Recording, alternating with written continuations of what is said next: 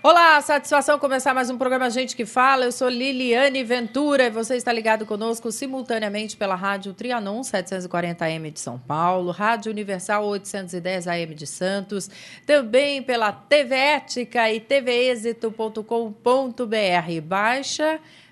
Basta você baixar o aplicativo aí da TV Êxito e você vai poder ter a oportunidade de nos acompanhar ao vivo, meio-dia a 1, através, do nosso aplicativo lá, e também toda a nossa programação que acontece 24 horas à sua disposição. Portanto, não perca essa oportunidade, é de graça, não é bom? É de graça e você pode baixar aí o seu aplicativo nosso, da TV Êxito, no seu aparelho, quer seja celular, o tablet e em que plataforma for, não é só de uma plataforma não, tá? Também tem Android, você deve e pode nos acompanhar.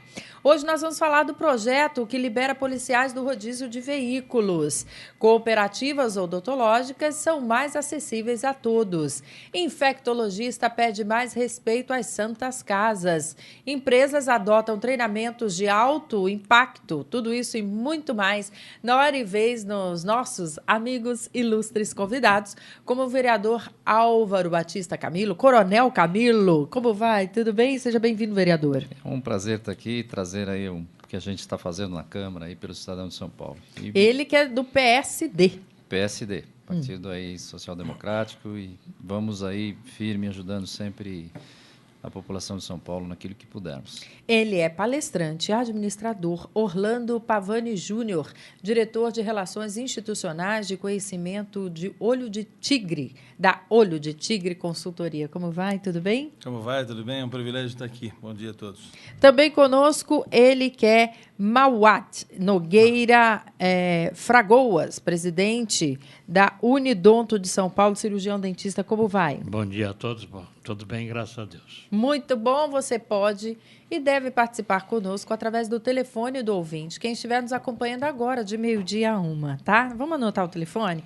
11, porque é São Paulo. Então, 0, operadora 11, você que está nos ouvindo aí fora de São Paulo, fora do Brasil, né? Também 5081-3782, é o telefone do ouvinte. Agora, se você desejar também passar um e-mail, liliane@tvexito.com.br. Eu aguardo aqui o seu chamado, tá? Muito bem, gente, a Câmara Municipal de São Paulo aprovou o projeto de lei que isenta profissionais de segurança pública do rodízio municipal de veículos. Pela iniciativa, policiais militares, civis, agentes penitenciários e de escolta e guardas civis metropolitanos ficam fora do rodízio. Como identificação, eles terão um cadastro feito previamente pelos órgãos de trânsito. Coronel Camilo, nessa direção também foram os médicos, né? Alguns jornalistas. E aí? Na realidade, o que nós pretendemos com isso? Primeiro, valorizar esse profissional, né? E quanto mais profissionais de segurança nós tivermos aí nas ruas de São Paulo, no horário de rodízio, melhor. Outra coisa, o policial ele é normalmente chamado em situações de emergência. Às vezes nós temos aí escalas extras, né? Por exemplo, as manifestações. Para que todos saibam, os policiais eles podem vir, ser chamados de casa para atender aí solicitações do comando. Aí numa coisa dessa, assim, olha, ligou lá para casa de um determinado policial. Aí ele está no rodízio, aí ele justifica, ele fala, não vou porque eu estou no rodízio, ou ele tem que ir mesmo estando no rodízio? Pelo nosso regulamento, ele tem que ir de qualquer forma, né? E às vezes ele mora num lugar onde a condição não é tão simples e tão fácil. Então, muitas vezes ele vem, depois ele tem que justificar que ele esteve passando naquele horário de rodízio, né? Então, a ideia é o que é? Facilitar isso, mesmo porque o policial ele é considerado 24 horas em serviço. Muitos, inclusive, atendem ocorrências, intervêm em ocorrências, né? Quando de serviço. Foi o caso que aconteceu com aquele capitão que interveio, né? Naquele assalto da moto que foi filmado, ou seja, ele estava de folga vindo para o serviço. Então, a ideia é reconhecer esse profissional, ter mais segurança para o cidadão, que são mais policiais no horário de pico, que é onde a gente tem os problemas da cidade, de congestionamento, e, ao mesmo tempo, atender uma emergência da área de segurança mais prontamente, né? Vai facilitar para o cidadão de São Paulo também. Como você bem disse, não é um precedente, né? Os médicos já têm. A justificativa é a mesma, ou seja, é o serviço de emergência. É para atender o cidadão de São Paulo. Muito bem. Vamos saber o que pensa. Eu vou incrementar e apimentar a nossa conversa, Orlando, te perguntando, porque acontece um movimento aí em torno dos taxistas, né? Por conta não só do rodízio, das faixas destinadas aos ônibus. E aí, que lado você fica? Para que time você torce? Para os taxistas ou para a prefeitura que insiste em coibir que os táxis transitem aí na faixa de ônibus? Eu estava pensando, já estava observando esse tipo de manifestação, né? Eu não tenho uma opinião formada. Acho que os taxistas prestam serviço público da mesma forma como os ônibus, de uma certa forma mereceriam o mesmo direito a trafegar por essas vias específicas. No caso do policial, mesmo que ele esteja em período de não trabalho, ele tem o direito de Na realidade, assim, vindo e voltando do trabalho, um carro só e que esteja cadastrado. Paisano, por exemplo? Não, é paisano, ou seja, é principalmente a paisano, né? Quando ele está indo e voltando do serviço. Ele é muito chamado, existe até uma forma, né, interna de fazer, que chama plano de chamada. Então, vou ter hoje uma manifestação que estava fora não estava previsto. As manifestações hoje, eles usam essa flash mob aí que a gente chama, né, as mobilizações pela internet, e em questão de horas mobilizam. Então, o policial muitas vezes é chamado na sua residência para vir para o quartel. E às vezes isso pega no horário de pico, no horário de rodízio. E são poucos, não são muitos não, hein? Só para que quem estiver nos ouvindo aí acha, não é muito não, são só os batalhões do centro de São Paulo. Né? Não chegariam aí, contando Polícia Civil, a Guarda Civil Metropolitana, Federal, não chegariam aí 800 policiais que poderiam fazer uso. Uma boa parte deles virão de moto, virão de transporte coletivo. Na prática, como é que funciona? O cara, ele está trabalhando ou não? Ele tem que ser abordado para saber se está trabalhando ou não? Como é que é? Não. Se cadastra. Hoje nós temos a tecnologia. Então, o que nós vamos fazer? Cadastrar no banco de dados do próprio sistema de trânsito. A hora que bater o radar lá e a multa for... ele nem é feita a multa, né? Mesmo porque os médicos ainda acho que usam um adesivo no carro, né? Doutor Calil, mas os policiais não vão poder usar isso, porque senão eles vão virar um alvo potencial aí da marginalidade. Então, eles só vão ter o cadastro no banco de dados do trânsito. Entendi. Deixa eu cumprimentá-lo, está aqui conosco também o doutor Calil Rocha Abdala, provedor da Santa Casa. Tudo bem, doutor? Tudo bem, é uma satisfação, pedindo escusas pelo atraso que eu tive aqui, porque, mais uma vez, o trânsito é problemático nessa cidade. E escuta, e aí, o senhor que está chegando agora, a sua opinião aí, é uma reivindicação do vereador Coronel Camilo, que os policiais não tenham que obedecer ao rodízio, por conta, né, da necessidade que temos, inclusive, de ter mais policiais ou policiamento na rua. Não, eu acho que é justo, é perfeito, e eu tenho conhecimento de que outras categorias, pessoas deficientes, uma série de pessoas que já gozam desse benefício. Então, eu não vejo inconveniente nenhum. É tudo automático, não há problema da multa, não existe. O sistema hoje cai e corta. Exatamente. Não vai trazer trabalho, né? Doutor, cirurgião dentista, eu vou acertar o nome do senhor até o final do programa. É Malte. Vamos lá, a sua opinião. Eu acho que é válida a ideia e a legislação específica, porque exatamente privilegia aqueles que lutam pelo benefício da própria população. E se então, morrem por ela, viu, doutor Maldi? Morrem por ela. Infelizmente, aí, esse ano, mais de 45 policiais só a legislação. Morreram aí já defendendo o cidadão. É verdade, alguém me contou aqui, talvez o doutor Calil possa nos ajudar, que as ambulâncias, quando estão a serviço, inclusive de emergência, se elas furam o sinal vermelho, o condutor recebe multa? Eu recebi aqui o Sindicato dos Motoristas. Eles vieram aqui me contar. Que eu saiba, não, mas mesmo que isso venha a ocorrer, essa multa será perdoada, será cancelada. Com justificação. As minhas nunca foram, viu? Só vou contar com o senhor, que eu fico lá de olho no Jari, né? Não aconteceu nada até hoje. Mas, enfim, vamos que vamos. Olha aí, gente, o próximo assunto é esse aqui, ó. Cooperativas odontológicas são mais acessíveis a todos. É isso mesmo, que começaram a surgir há 3 décadas pela necessidade de fortalecer o trabalho coletivo e competir com os planos odontológicos que vinham sendo oferecidos. Além dos demais, quem ganhou com isso foi a população, segundo o doutor Malte. A cooperativa não visa lucro por lei, por fundamento e por idealismo. Então, vamos saber como é que ela funciona, doutor Malte. Toda cooperativa é constituída ou formada por pessoas de mesmo ideal, de mesma profissão, que lutam por um benefício único, que é prestigiar a própria classe.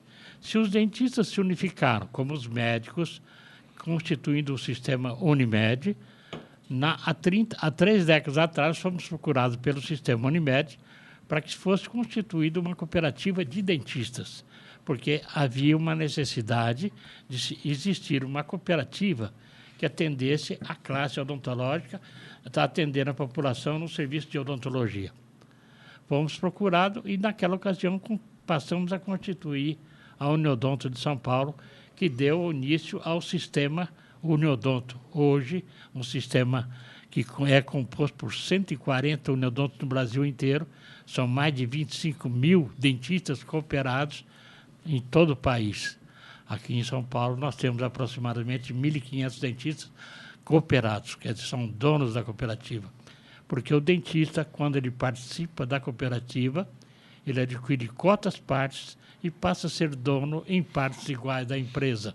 A empresa simplesmente o representa para estabelecer contrato de prestações de serviço na parte de odontologia. E aí, isso para o consumidor ou para o paciente significa também preços menores? Bem acessíveis. Aí a própria concorrência fornece e obriga a se trabalhar com preço justo e acessível à população. Essa é a finalidade primordial da cooperativa. Por exemplo, eu gosto muito de números, sabe? Que a gente dê exemplo assim. Um tratamento lá de cárie. Normalmente se pagaria quanto e pela cooperativa é quanto? Não, se vende planos odontológicos. Tá. A pessoa adquire, ou a empresa ou a pessoa adquire um plano de assistência odontológica que ela paga mensalmente uma quantia como o plano médico. Ah, entendi. E ela tem a cobertura prescrita pela Agência Nacional de Saúde, que fiscaliza... Que contempla cárie, canal e tudo mais. Entendi. E aí, a união faz a força. Exato. Né? Um andorinha não faz verão, vários lá. Quantos associados já são? São aproximadamente 1.500. São 1.483, para ser preciso. No estado de São Paulo? Não, dentro da cidade de São Paulo. Dentro da cidade de São Paulo. No estado de São Paulo, são 40 uniodontos que existem. Tá. Certo? No total, são 25 mil dentistas no Brasil, porque existe uma central nacional, federações estaduais e tem as unidades locais. Quer dizer, Campinas tem um uniodonto, com a sua diretoria, com seus cooperados dentistas. Fortaleza tem, Porto Alegre tem, Sorocaba tem. São 140 esparramados no Brasil. Muito bom. Olha aí, gente, eu quero contar para vocês que o médico infectologista Davi Wipp publicou artigos nos jornais pedindo mais respeito às santas casas do país. Segundo ele, as instituições estão endividadas, atendem pouco e têm taxas de ocupação de leitos muito baixas em relação ao que a Organização Mundial da Saúde preconiza. Apesar de serem beneficentes, somente os hospitais de São Paulo recebem ajuda do Estado. E aí eu pergunto como é que o doutor Calil mantém de pé essa grande estrutura, hein, doutor Calil? Eu não sei, parece que é um verdadeiro milagre. É um milagre. O Coronel Camilo faz parte, é um irmão remido da Santa Casa, ele conhece o assunto. Eu posso dizer que ontem nós aprovamos o orçamento para o próximo ano, que o ano passado, deste ano corrente, era de 1 bilhão e 200. E o próximo, para o ano que vem, já é 1 bilhão e meio. Esse é o movimento da Santa Casa. Nós temos que nos virar, temos que nos mexer de uma maneira impressionante. Mas nós temos obtido êxito. Vamos ter superávit este ano. Com o balanço deste ano, quando será concluído, nós vamos apresentar até um superávit. Então, é uma dificuldade. A tabela do SUS é muito baixa. Eles só pagam, dentro do SUS, o sistema, aquilo que tem alta complexidade é bem remunerado. Mas o grosso do atendimento... Dia a dia. Do dia a dia é tudo baixa complexidade. E que é onde tem mau volume. Muito mau volume. O pessoal chega lá com uma dor de cabeça, uma dor no braço, uma dor na perna, qualquer coisa. Esse tem, inclusive quando chega, tem que ser cadastrado. Então, reclamam que fica uma fila muito grande, mas é evidente. Quando chega, aquele que é urgente, em caráter de emergência, recebe uma fitinha, vamos dizer, vermelha, tem uma coloração para se colocar. E vai decrescendo. Tem uma vermelha, uma verde, uma amarela, uma azul, e com isso é programado o atendimento. Aquele de emergência é atendido, chega e entra na hora. Mas nós temos tido problemas. Hoje, por exemplo, tem 70 macas no corredor da Santa Casa. Nós não recebemos, somos obrigados a atender todos aqueles que estão na maca, mas, no entanto, não se recebe um centavo daquele atendimento. Só consideram aqueles que estão no leito, quem está na maca não. Aí o SAMU, o resgate, reclama que nós seguramos a maca, mas se eu não segurar a maca para deixar o indivíduo deitado na maca, eu vou jogar o indivíduo no chão, não tem condições. Então já estamos recebendo críticas do resgate, do SAMU, pelo fato da gente segurar macas, mas sou obrigado a segurar. E a solução é o governo nos ceder algum hospital de retaguarda que possa utilizar e receber esses E não aconteceu pacientes. isso? Até hoje, eu já lhe falei. É que o senhor vem aqui, que a gente... Estou cansado de falar. O ministro Padilha, semana passada, esteve na Santa Casa. Isso. E eu falei, ministro, eu queria falar no meio do discurso, eu falei, eu sou conhecido como Pidão aqui. Isso. E queria saber, cadê o Hospital Vasco da Gama? E ele O Vasco da Gama caiu lá no Rio de Janeiro. É. Mas, por favor, me dê um jeito com o Vasco da Gama nosso aqui, que é no Belém. Mas, vamos ver, e fica nisto. Estamos à espera de que isso melhore. Agora, o atendimento do SUS, eu entendo que o SUS é um dos melhores sistemas que tem de saúde. Agora, do mundo. Mas não é devidamente remunerado. Teria que ser reconhecido isso.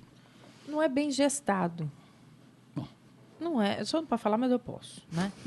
Não é bem gestado. Aliás, como tudo nesse país, falta tanto comprometimento, porque o dinheiro do povo vira pessoal, né? Não é dele, não. Ou eu não sei o que passa, o que pensa, porque vem com uma ideologia, chega lá, fala, vamos ver. A doença espera.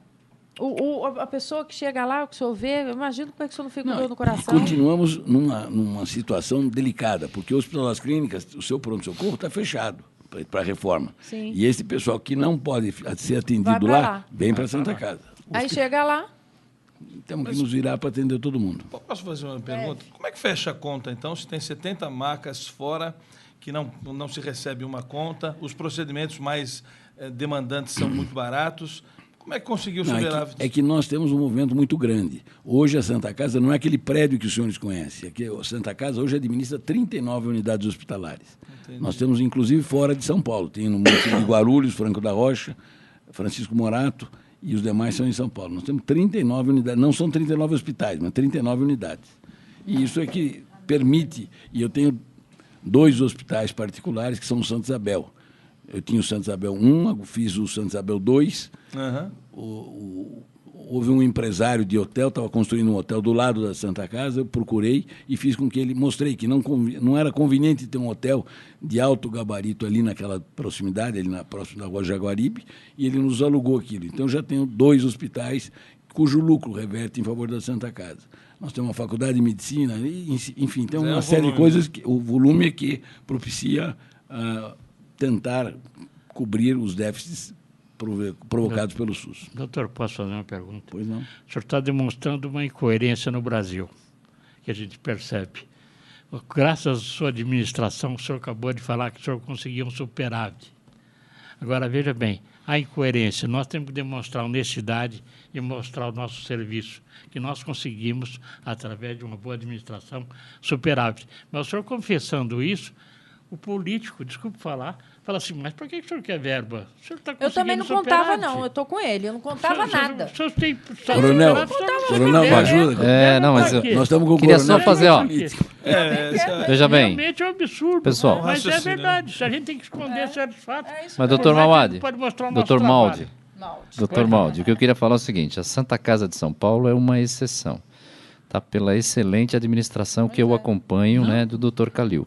Ou seja, ele consegue fazer dali uma gestão tão eficaz que, com todos esses problemas, não é justo as pessoas que estão na maca lá e não serem remuneradas. Isso fica a fundo perdido, praticamente, lá dentro da Santa Casa. E ele tira do quê? Da boa gestão desse. Eu conheço também do Jaçanã, que a Santa Casa também administra lá. Ou seja, está fazendo uma gestão fantástica. Por isso que está dando certo. Mas o que nós temos que provar é que a boa gestão funciona, né? E nós temos que continuar exigindo do governo para que deposite lá o valor necessário, que é do SUS. E os políticos, né, como eu, por exemplo, a gente está colocando emendas na Santa Casa, emendas parlamentares, para ajudar. Então ele vai atrás de outros recursos e consegue resolver. Mas o ideal não seria isso. O ideal seria que cada um que entrasse na Santa Casa fosse devidamente remunerado pelo SUS. Isso a gente precisa brigar. Claro, eu não talvez o senhor contei. não tenha entendido. Eu falei exatamente que está melhorando graças ao seu trabalho, mas realmente tem políticos que falam assim, mas tem tanta situação ruim em outros locais, vamos acudir lá porque a Santa Casa de São Paulo está tendo superávit. Mas aí a E gente ele prejudica tá quem é confessando bom. a realidade que ele conseguiu, Não, mas através de uma aí- boa Não, mas administração, Novamente reitera que a conseguir gestão superávit. faz eu a... quero Faz a pedir diferença, escusas faz a a Coronel, diferença. porque eu não citei uma das fontes de renda, exatamente o Parlamento. A Assembleia Legislativa nos deu, além da emenda parlamentar de cada deputado ou de cada vereador, deu uma emenda de bancada. Isso significou que cada deputado deu R$100 mil. Nós recebemos quase 8 milhões e 600 referente da Assembleia. Está sendo promovida uma emenda de bancada também na Câmara Municipal e como tem no Congresso Federal também. Então, tudo isso é uma ajuda. Cada coisa... Nós temos contribuições, nós temos uma série de imóveis que nós recebemos como doação. O prédio, por exemplo, o prédio do MAPEM, antigo MAPEM, é da Santa Casa. Então, tem o aluguel do prédio do MAPEM. Tem uma série de coisas que já vieram. Hoje, evidentemente, as doações são bem menores, mas nós temos nos virado e conseguido fazer alguma coisa. Quantos pacientes dia? Na Santa Em Casa, média? de 8 a 10 mil pessoas por dia. Você tem noção do que é isso? Porque a gente fala nesse volume, o prédio do MAP, o aluguel, deve ser um bom dinheiro que vem dali. O parlamentar, se não for bem gerido, bem cuidado, fica no déficit. Claro. Né? Não no superávit. Mas parabéns mais uma vez, viu, doutor Calil? Portanto, Ele que parabéns. ainda arranja tempo. Se ele faz isso na Santa Casa, imagina o que ele não vai fazer quando o presidente lá do São Paulo Futebol Clube, hein, gente? Olha, ele está candidato à presidência aí desse time, né? E você que faz parte aí, que vota, que participa, olhe com cuidado, porque maior e melhor referência do que o trabalho dele na Santa Casa não é possível, né? Tá animado pro ano que vem? Animadíssimo. É? Só é bom de bola? Sou. É? Sou. Sabe lá, é porque todos nós somos um pouquinho de juízo, né? Eu sou São Paulino. Só é São Paulino? Eu sou São Paulo. O senhor foi contaminado aqui pelo time aqui agora, porque está sou sentado. de nascença e minha família toda é. E você, o quê? Eu Coronel? sou corintiano, Ah, mas então. apoio aí o doutor Calil. E aqui no Eu nosso sou lado? palmeirense. Agora É. é o único time que foi campeão 2 vezes na segunda divisão. A gente Não, só comentários. Aí, um comentário à parte, o senhor faz lá no Lucas Neto. Um beijo, Lucas Neto. Ele que tão carinhosamente passa o programa para nós aí pela Rádio Trianon. Um elogio sempre. Muito obrigada, viu, Lucas, pelo carinho que você nos trata aí, tá?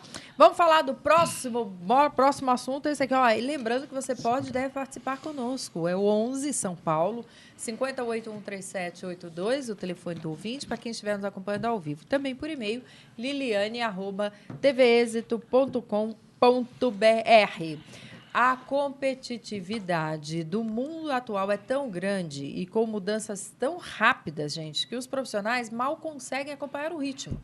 Os treinamentos motivacionais de alto impacto foram criados para que, mesmo com rapidez, essa transformação possa ser acompanhada pelas organizações e, por consequência, pelas pessoas que trabalham nelas. Orlando Pavani Júnior, ele que é palestrante motivacional, palestrante em outras questões aí também. Eu pergunto para você, como é que é conduzir esse momento atual, que a internet está aí, né? A informação chega numa velocidade muito rápida e as cobranças também. A gente constatou, eu tenho uma atividade profissional de consultoria na área de gestão. Em 1994, aproximadamente, a gente chegou à conclusão de que nada do que eu havia estudado sobre gestão iria a algum lugar se a gente não cuidasse das pessoas. Hoje, 85% das pessoas que pedem a conta não pedem a conta das empresas de onde trabalham, pedem a conta dos seus chefes. É mesmo? Não aguentam os chefes que têm. 80% dos líderes que são demitidos não são demitidos por falta de competência, foram demitidos por problemas comportamentais. Então, as pessoas são contratadas pelo que elas sabem, mas acabam sendo demitidas pelo comportamento que têm, ou pelo que eles não sabem, comportamentalmente falando. Eu sou administrador, tenho mestrado em administração e fui fazer medicina. Faço medicina do comportamento. Fui estudar cérebro. Então, os treinamentos de alto impacto, da categoria dos treinamentos de alto impacto, que movimentam fortemente as pessoas, não podem ser catalogados como treinamentos motivacionais ou meramente comportamentais. Eles mexem com 4 sensações básicas: medo, alegria, raiva e tristeza, no limite. e trazem para as pessoas uma recognição, uma ressinapse neuronal para entender esse mundo que é muito mais difícil comportamentalmente para se conduzir do que tecnicamente.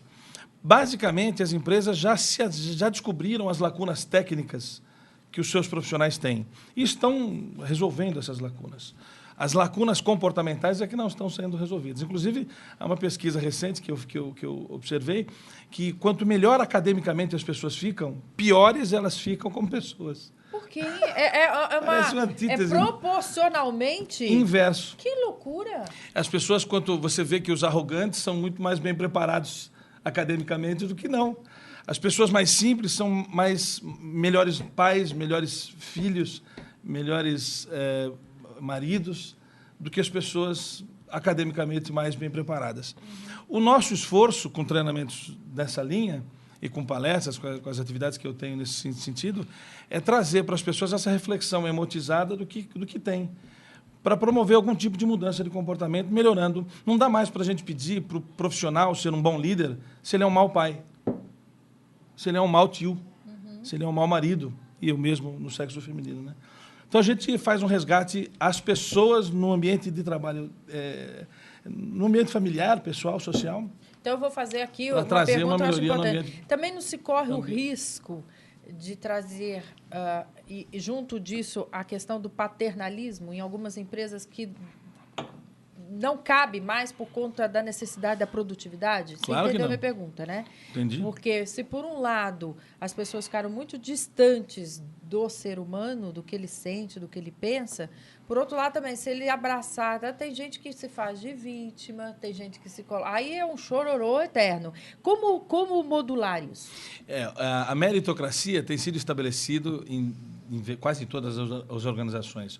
Hoje, por exemplo, se você não bate, quem trabalha em algumas organizações, não vou dizer o nome das organizações, né, mas teria 3 meses, por exemplo, sem bater meta sucessivamente numa organização do segmento de turismo, por exemplo, não é o chefe que demite, é o sistema organizacional, é o software que não deixa mais ele entrar no sistema.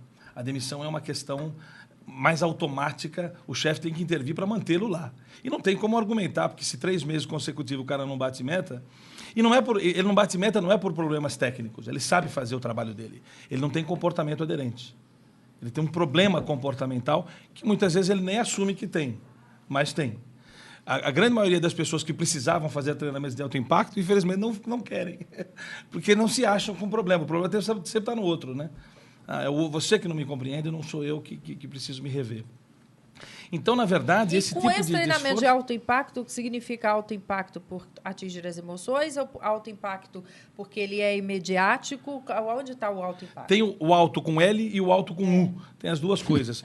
É uma autoanálise, quer dizer, é um processo que você conduz para você mesmo, e é alto com L, ele é muito forte. Os treinamentos nossos têm médico no espaço, as pessoas entram em catarse.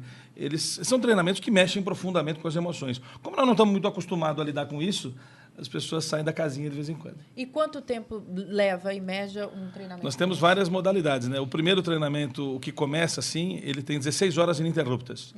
Começa às 6 horas da manhã e vai até às 2 horas da madrugada sem parar. O segundo, ele Propositalmente. Propositalmente.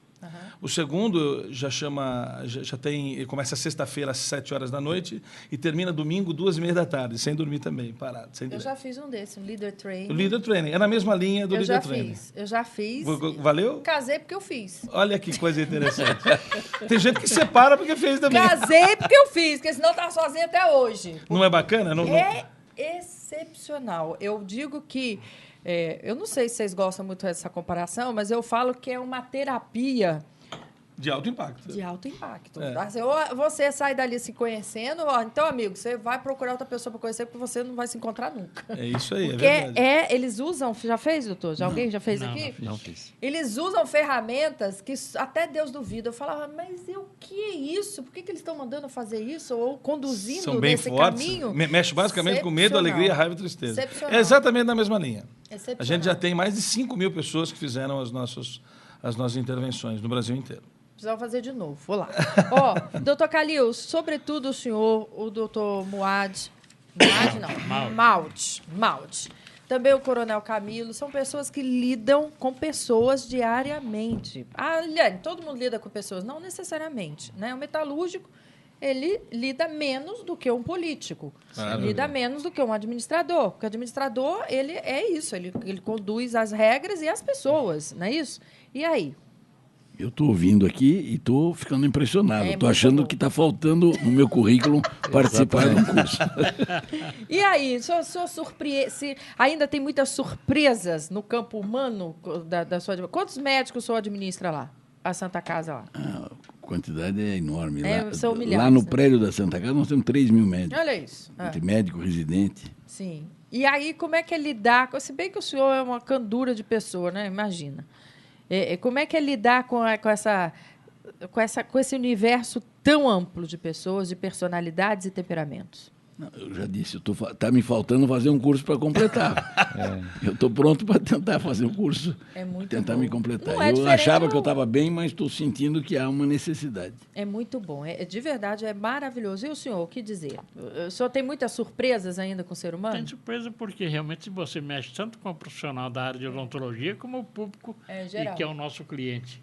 Nós temos hoje 250 mil clientes que são atendidos em planos da Uniodonto de São Paulo. Sim. Então, são 250 mil pessoas que são atendidas pelo nosso sistema. Só aqui na cidade de São Paulo.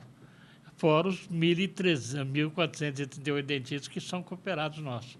Então, realmente é problema que 24 horas por dia. E a gente tem que resolver da melhor forma possível, tentando atender às necessidades de cada um. Muito bem, vamos ver o Coronel Camilo. Bom, no meu caso, eu concordo plenamente aí com o Pavani, ou seja, na polícia, eu vou falar mais pela polícia, como político também, mas eu vou dar um exemplo, né? A polícia militar, o menino que se forma agora com 21, 22 anos, ele já começa comandando, no mínimo, aí 60 homens, né? E gradativamente vai crescendo. Comandante de companhia 200, batalhão 800, até chegar no meu caso, que eu comandei a polícia militar por 3 anos e eram 100 mil homens, né, da ativa, e tem um agregado aí que se acaba fazendo também, trabalhando com eles, que são mais 80 mil aí, pensionistas e pessoal que está na reserva. Mas lá nós aprendemos isso desde cedo, porque o fundamental do trabalho da polícia são os homens. Né? É colocar os homens na rua, é incentivá-los, é motivá-los, e lá é exatamente isso, é em alto impacto. O policial ele tem segundos para decidir sobre, às vezes, a vida de uma pessoa. Se não tiver, então tem uma preparação emocional muito forte na área de psicologia, né, de sociologia, de filosofia, inclusive. Para quê? Para que ele se conheça bem, porque naquele momento, e o que é mais importante, muitas vezes ele tem que convencer um policial que vai estar às 3 horas da manhã, longe das vistas dele como gestor e tendo que fazer a coisa certa, né? Então, na Polícia Militar, a gente valoriza muito a pessoa, né? O treinamento é muito voltado para isso, muito voltado, focado nas pessoas. Até porque ele se sentindo bem, ele se tendo bem tratado, ele vai tratar bem o cidadão, que é o nosso objetivo principal. Então, a polícia está nessa linha, né? O alto impacto nosso lá, eu vou mais pelo ser imediato, né? Tem que ser rápido, tem que ser uma resposta. E, infelizmente, quando o erro policial acontece, ele é grave. Porque ou você trabalha com vidas, que é mais grave, ou você trabalha com direitos. É sempre direito e vida. Então, qualquer erro policial, ele aparece, é fatal, muitas vezes é fatal e infelizmente, aparece muito. Então, para quem estiver aí nos acompanhando, né, dê uma chance aí para os nossos policiais, né? O que é o policial? É um jovem, né? É uma pessoa que resolveu colocar uma farda e defender o cidadão de São Paulo. E não é fácil ser policial em nenhum lugar do mundo, principalmente aqui em São Paulo, com essa vida agitada que a gente tem. Vamos fazer um rápido Principalmente num campo de futebol, que é outro setor que eu conheço bem. Exatamente, o senhor sabe bem disso. Principalmente, que ali as pessoas se transformam. Não, o Perdem que faz, a às identidade. vezes, a vitória de um time não é a técnica, é a raça, e isso é comportamento. Também. Precisa ter alguém antes de começar na pré-eleição para dar pilha nesse povo e fazer com que eles joguem bola, né? Isso é Ele se impressionante supere, como o fator se supere. comportamental transforma o resultado de alguém. Vamos fazer um rápido intervalo, voltamos já já. quero desejar aos meus amigos engenheiros, agrônomos, tecnólogos, técnicos, geólogos, geógrafos, meteorologistas, todos os nossos colegas que são registrados no CREA São Paulo, um Feliz Natal e um excelente Ano Novo. Mas também a toda a sociedade paulista, a todos os brasileiros, um Feliz Natal, um excelente Ano Novo, que todos nós merecemos. Muito obrigado. Muito bem, agora eu vou contar uma das muitas histórias que fazem parte da história desse sistema gigante chamado Metrô de São Paulo. O Frederico é o engenheiro responsável pela manutenção dos trilhos. Vocês já pensaram o que significa virar à noite checando parafuso por parafuso, mantendo toda aquela estrutura em ordem, muito bem encadeada? É.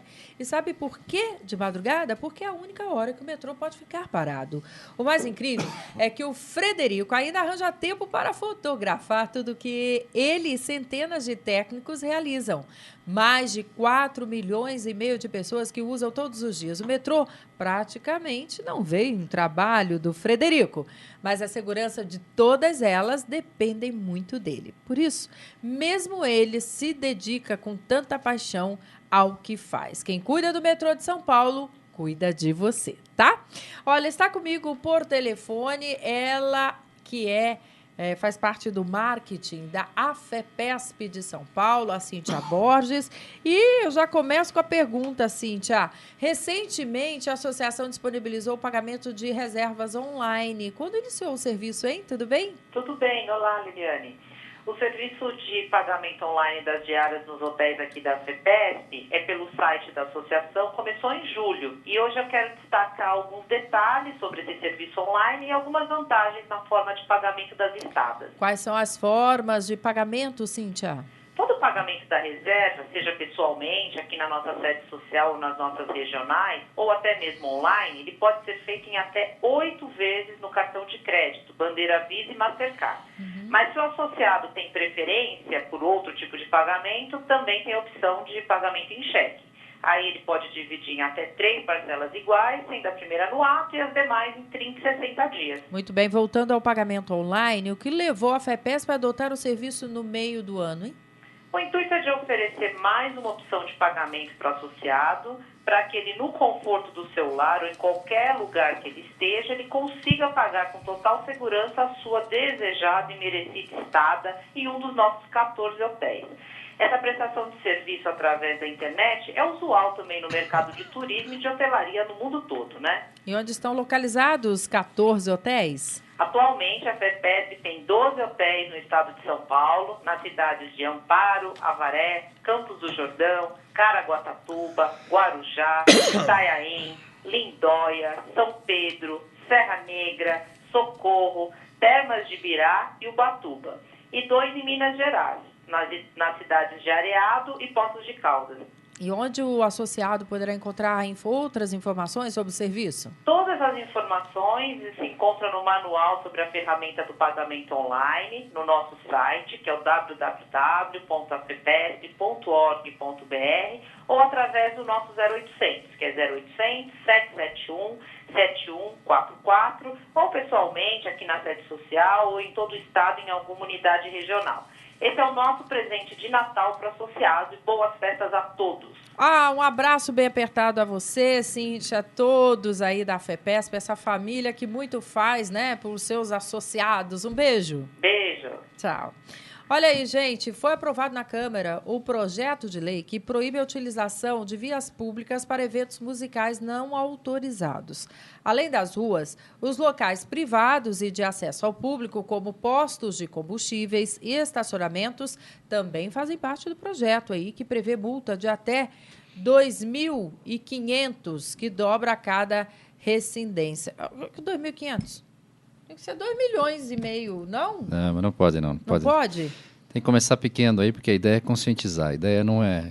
Gostaríamos nós que nenhuma dessas multas fossem feitas. Então, isso é... Se for progressão geométrica, o valor fica alto mesmo. Não, mas na realidade ele dobra na reincidência e passa a ser de 5 mil, né? Na reincidência. Bom, mas só para que todos até que estejam aí nos assistindo entendam, nós não somos contra nenhuma manifestação cultural. Seja o funk, seja o hip hop, seja o samba, seja o pagode, não importa. O que nós somos contra? É quando isso vira uma bagunça, é que a gente denomina de pancadão. Então essa é a segunda proposta que foi aprovada, agora vai para a sanção do prefeito. Já tem uma lei que o prefeito sancionou dia 29 de maio, na mesma linha, e é colocar ordem nisso, é ordem, né? Ordem que nós precisamos na nossa cidade. Quanto mais organizada, uma menor probabilidade do crime acontecer. E nesses casos, vamos deixar bem claro, autorizado pode fazer. O que precisa é organização. E o direito de um acaba onde começa o direito do outro. Então, os jovens têm direitos. Estou falando com o netinho de Paulo, sou a favor de um projeto, Território do Funk, que ele está criando, junto com o vereador Reis, que são criar espaços para que os jovens possam se divertir. Agora, não pode também, nessa linha, se divertir numa rua pequena, na frente de residência, 800 mil pessoas, não deixando ninguém dormir. Então, é contra isso. Nem entrar, nem sair. E, às vezes, não sai. Tivemos casos de emergência, teve que o Águia socorrer uma pessoa porque não conseguia sair do local rapidamente. Demorou muito para sair da residência. Então, a ideia é essa, é colocar ordem para que a gente possa ter uma convivência melhor na cidade. E, infelizmente, não tinha ferramentas até hoje. O poder público, quando ligava para a polícia, isso não é problema da polícia, é problema da prefeitura. E é mesmo. No início, som alto, bebida na rua, uso irregular do solo, é tudo problema de postura municipal. Agora, se não cuidar, vira crime, porque aí entra droga, entra sexo com menores, entra agressões. Então, qual que é a ideia? Melhorar a convivência das pessoas e acabar com o pancadão. Volto a falar, aquele que extrapolou, música muito alta, muita bagunça, atrapalhando a vida das pessoas. É nessa linha que o projeto foi feito. E dá para, já é sabido, já foi feito aí o mapeamento dos locais onde mais acontece, Sim. e quem são os organizadores? Nós temos um problema muito sério porque ele é muito flexível, né? Então, a polícia e a prefeitura estão fazendo um trabalho de tentar evitar, né? Só para todos conhecerem, tem cerca de 350 a 400 pancadões na cidade por final de semana, sexta, sábado e domingo.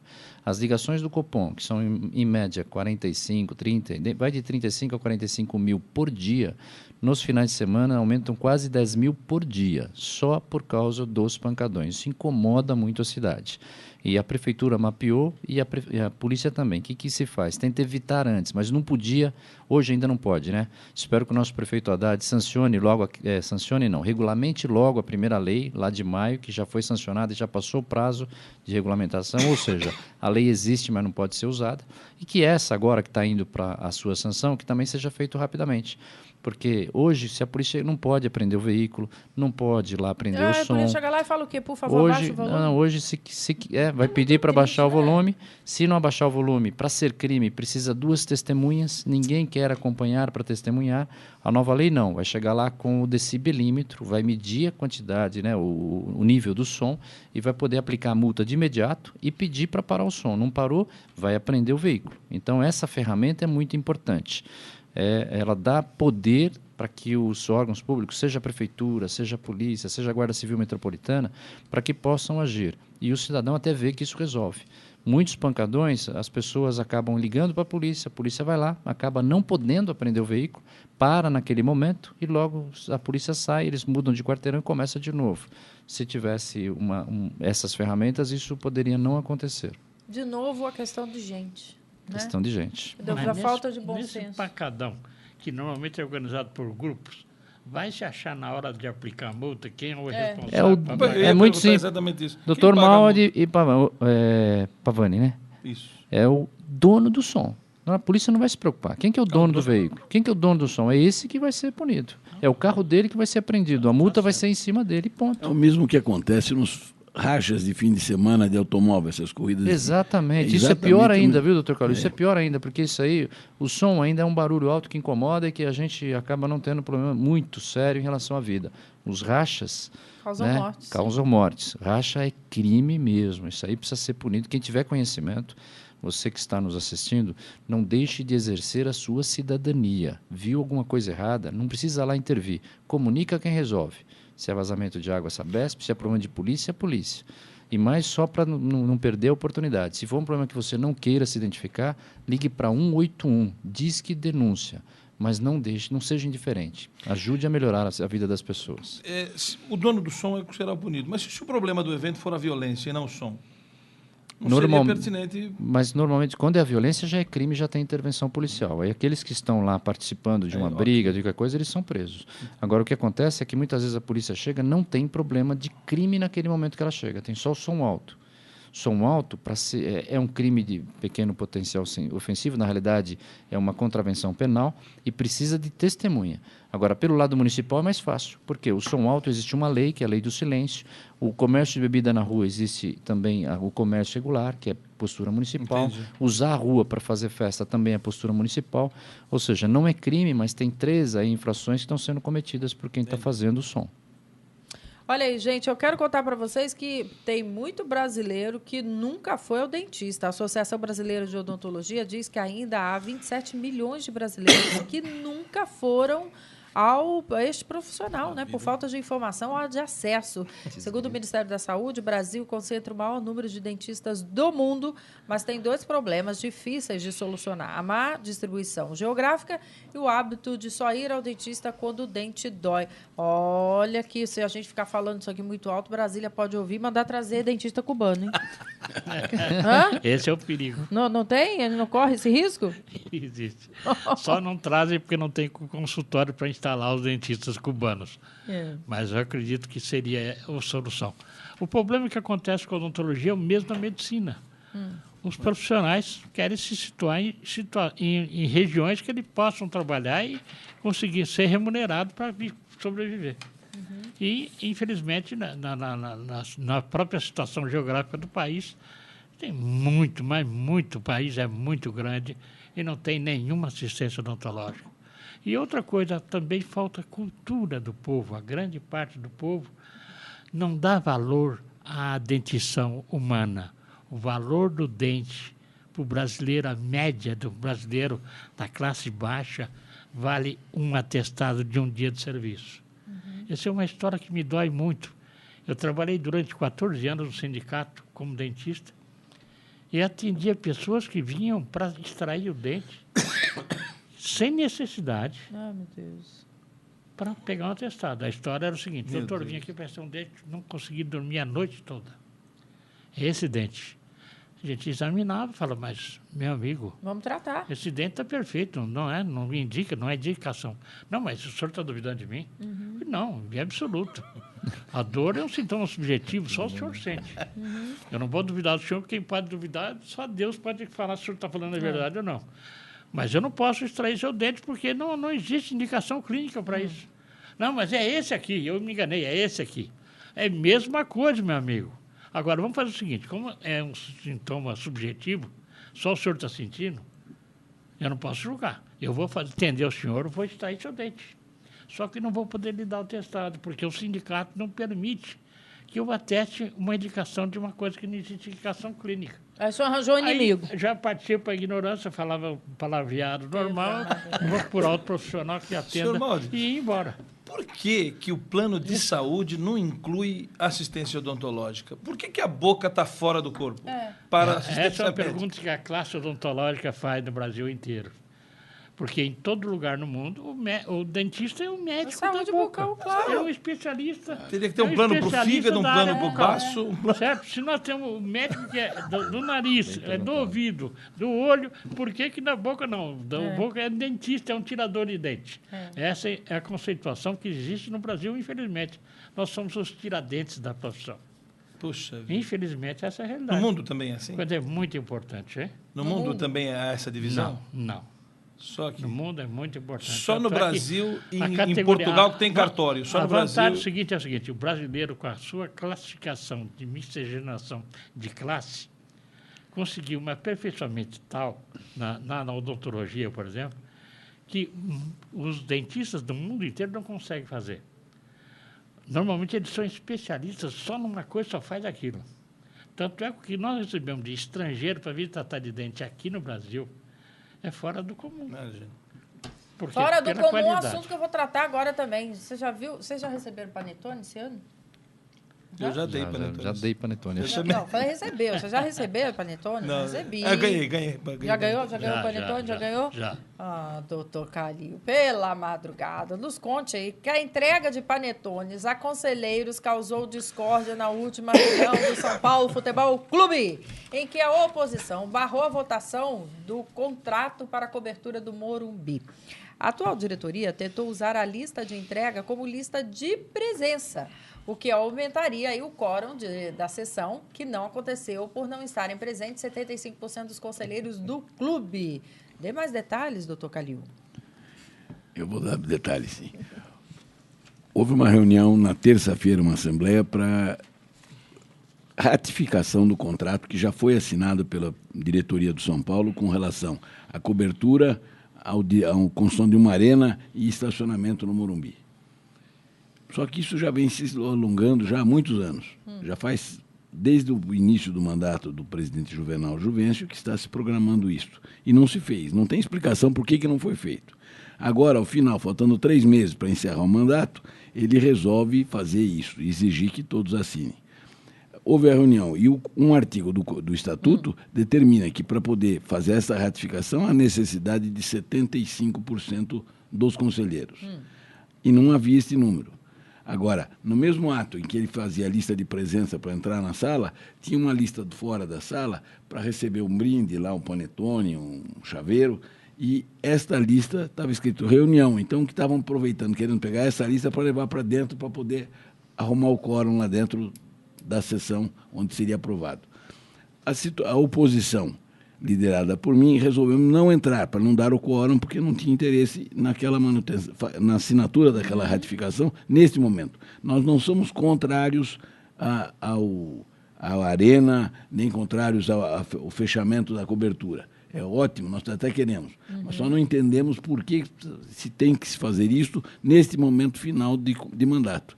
Deixa eu ou outro candidato a presidente, o que ganhar, fará isso em abril, a partir de abril. Não há necessidade de fazer esta programação, essa insistência.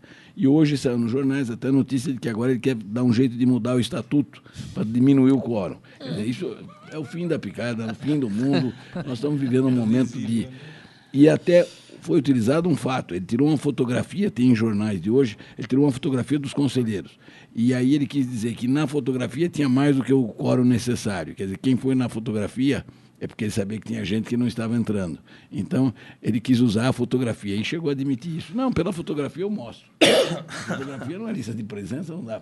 E chegou a ridículo. Então, o Juvenal está criando uma série de dificuldades, está numa psicose neste atual momento. Muito bem, aí contamos, né, o que aconteceu, porque os jornais estão dando essa notícia e, claro, que a gente tem que aproveitar a presença aqui do Dr. Calil. Olha, o André Roberto Cachoeirinha, Dr. Calil, se ser provedor da Santa Casa e presidente de São Paulo requer muito tempo na atividade de uma pessoa. Se eleito presidente, quais suas atividades poderá ser prejudicada? Nenhuma delas. Eu ainda tenho um escritório de advocacia, porque eu não sou médico, eu sou provedor da Santa Casa, mas tenho um escritório no qual eu compareço diariamente. É tudo mais ou menos próximo, mas não há dificuldade nenhuma. Doutor Malte, a adição de flúor à água servida à população estaria efetivamente reduzindo os índices de cáries em todas as faixas etárias? Sim, essa é a função do flúor. Inclusive, no índice de saúde da Agência Nacional desse ano, que saiu publicado, São Paulo só não conseguiu o item total de atendimento à população, nos planos que ela vende, por falta exatamente de ter pouca aplicação de flúor, porque nós não vemos necessidade de ficar incentivando o dentista a aplicar flúor na dentição da população, se já existe tratamento de água de São Paulo ao flúor, a aplicação do flúor. Então, é uma redundância. Mas a Agência Nacional não reconhece que São Paulo existe isso, mas ela pensa como um todo do Brasil. Então, a exigência dos convênios odontológicos é que tenha aplicação de flúor em toda a população. Com isso, nós somos prejudicados no índice de desenvolvimento de saúde. O Levi, de São Judas, Orlando, o funcionário estressado rende menos, com certeza. Nem toda empresa está preocupada com a saúde mental do seu colaborador. Queria saber como esses treinamentos funcionam em pequenas e médias empresas, porque eu vejo assim, grandes corporações fazem treinamentos, didáticas, oferecem lazer, mas nem sempre as pequenas têm caixa suficiente. Como motivar o funcionário, então? A motivação é um processo de dentro para fora e não de fora para dentro. A gente precisa ensinar as pessoas a se automotivarem, a terem motivos para fazer as coisas. Isso para pequena empresa, ou para grande empresa, ou para média empresa, ou para não empresa. Para a pessoa que está assistindo, pessoa indivíduo mesmo. Então, hoje, cada vez mais organizações entenderam que tem um papel social na vida dessa pessoa em casa. Para que você tenha uma ideia, um dos critérios de excelência do Prêmio Nacional da Qualidade, dos critérios de excelência do PNQ, que é um prêmio já dado há muito tempo no Brasil, a gente avalia quais são as práticas que as organizações têm, de pequeno, médio ou grande porte, com relação ao desenvolvimento integral do ser humano, que não contempla só cursos, treinamento que tem a ver com a atividade fim dele na companhia.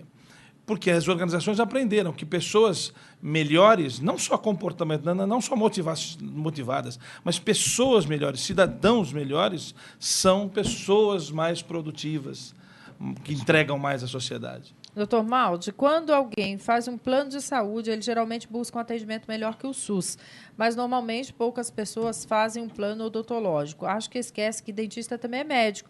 Na sua opinião, onde o cidadão paulistano pode encontrar o melhor atendimento odontológico acessível pelo SUS? Não tem. Não conheço. Não tem. Que Foge bola da minha alçada. parada, dizer. não? Realmente eu não conheço. Que bola Eliane, parada. eu posso lhe esclarecer uma pequena coisa. Deve. Eu, como advogado, eu pertenço à OAB, estou inscrito na OAB de São Paulo. A OAB mantém um serviço de atendimento dentário. E é preços baixíssimos, mas é só privativo dos advogados. Tem, hoje, em São Paulo, nós temos cerca de 300 mil advogados inscritos na CASP. Então, este organismo atende, o preço é altamente convidativo. Muito e tem bom. um prédio instalado hoje já tem até nas regionais, porque o principal é na Rua Benjamin Constant, perto da OAB mesmo, da sede da OAB.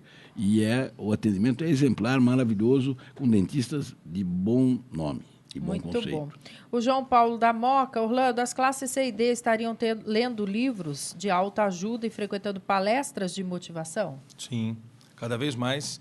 Eu faço, às vezes, uma vez por mês, a gente faz uma palestra em algum lugar de São Paulo gratuita, para qualquer pessoa aí. Depende dos lugares, varia os lugares. E cada vez a gente vê pessoas de quaisquer níveis sociais ali participando das palestras. O Jaime Jardim Bonfilholi, Coronel Camilo, quantos PMs em serviço, mesmo aqueles que a paisana, foram auxiliar na segurança pública neste ano? Olha, o pessoal que está na ativa hoje são 90 mil policiais no estado de São Paulo, né? E o ano passado nós chegamos aí a um pouquinho mais, chegamos a quase 97 mil.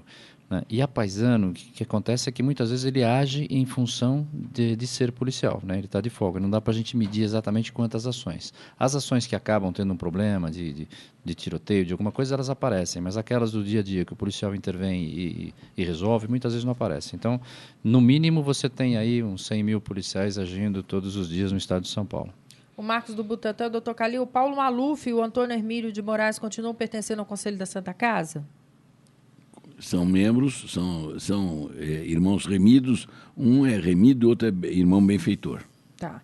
O que é remido, o que é benfeitor? É uma denominação que foi dada. O remido é aquele que recebeu um título sem maiores consequências. E o benfeitor é aquele que tem feito contribuições. Tá. Eu posso lhe citar que Paulo Maluf, por exemplo, todos os anos faz emenda da ordem de R$1 milhão para a Santa Casa. Tá vendo, gente? Olha aí.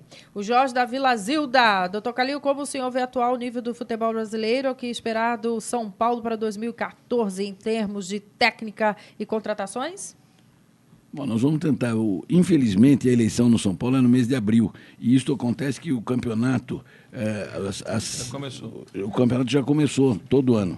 E tanto é verdade que eu quero fazer uma modificação no estatuto, diminuir o meu mandato, que iria até abril de 2017, cair para dezembro. E fazer a eleição por volta de outubro, novembro, tomando posse no mês de dezembro para poder pegar o ano. As janelas de transferências na Europa estão fechadas naquele momento em abril. Eu tenho que ficar com aquilo que vai acontecer agora. Tá certo. Agradecemos a participação de todos os senhores. Muito obrigada. Feliz Natal, boas festas. Lembrando que Gente que Fala tem a direção-geral do jornalista Fausto Camunha. Um beijo a todos e até o próximo programa.